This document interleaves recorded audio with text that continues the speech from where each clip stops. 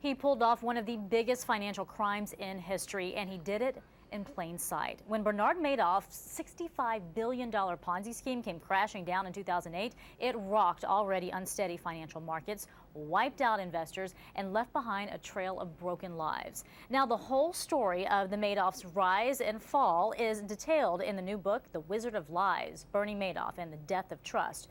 This morning, we are joined by the author, New York Times senior financial reporter, Diana Henriques. Thanks for being with us. Nice to be here, Betty. This is just a fascinating read. You saw him twice while he was in prison, correct? I did, in August of 2010 and again in February of this year, and we exchanged letters and emails in the interval. What is life like for him behind bars? Well, I think he finds it quite boring, in fact, but he does keep up with what's happening in the world. He has a job. He works in the commissary, which is a fairly well-paid job by prison standards, and he spends a lot of time in the library doing a lot of reading. He clearly pays attention to what's happening both in the markets in general and in the aftermath of the Madoff case, the bankruptcy liquidation, which is affecting so many lives of so many of his investors and victims. Why do you think he spoke to you?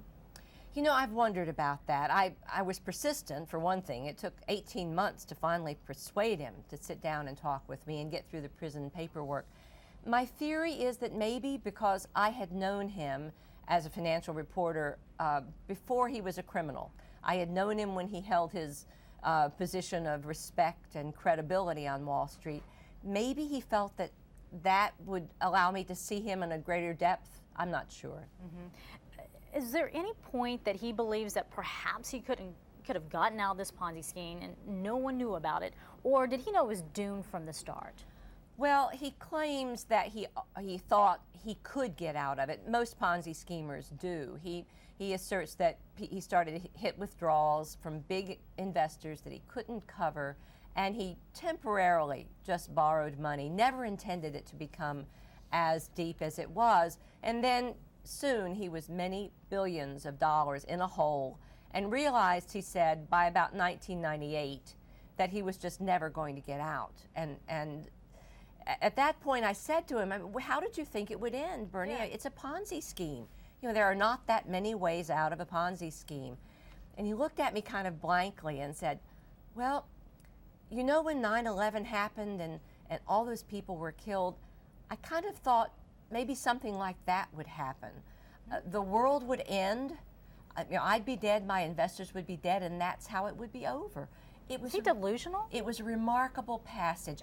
Huh. Not delusional, but in an amazing amount of denial about the scale of his crime and certainly about the harm that he's done. How truthful do you think he was to you? Do you think he answered all of your questions truthfully? I don't, actually. The two primary questions that I put to him first up, my top priority questions, one was, when did the fraud start?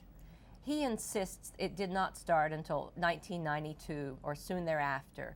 I don't think that's credible, and he and I have traded many stern emails about this since the book came out. I believe it had to have started at least by around the mid-1980s. I have a variety of reasons why I believe that, and I lay those out in The Wizard of Lies, but he disputes them. He insists it started later. So, no, I don't think he answered that question truthfully. And then I said, well, who else knew? And he insisted in the August interview, when I first sat down with him, nobody else knew.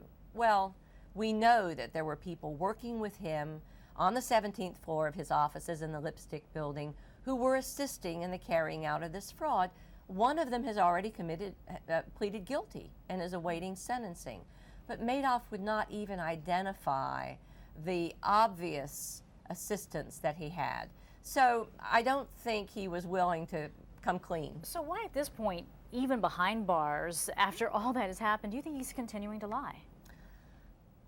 Well, he has rationales for some of these lies. It's important to him to persuade the world and the government and the trustee in bankruptcy that the fraud started in 1992, because that will limit the amount of his family's assets that those agencies can claim. His son, Andrew, his surviving son, the estate of his dead son, Mark, and his wife, Ruth, are all still in negotiations over how much of their assets, if anything, they can keep. And the answer to when the fraud started is important to that question. So that's a rational lie in a way. You mentioned his son, the one that committed suicide. Yes. There were several suicides involved in this. There were. Do you think he understands the scale of what has happened? I didn't think he did when I saw him in August. When I saw him last summer, he was dealing with the fraud in terms of dollars and cents. It was all about money in, money out, arithmetic. And you and I know, I mean, there were bereaved lives, beloved homes that had to be sold.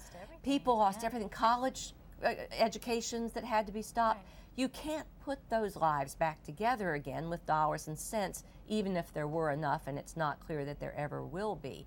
So in August, I would have said, no, he does not get it. When I saw him in February, after his son Mark's suicide, Mark killed himself on the 2nd anniversary of his father's arrest, I saw a very different man, really shattered. He was disheveled, not as crisply dressed as he had been, and I began to sense that maybe at that point, dealing with his own grief for his son, he was beginning to understand the human wreckage, the broken-hearted wreckage that he had left behind. This is so detailed and very fascinating. We really do appreciate your time. Thanks for joining us. Thanks, Betty. The book is The Wizard of Lies, Bernie Madoff and the Death of Trust, and it is available right now.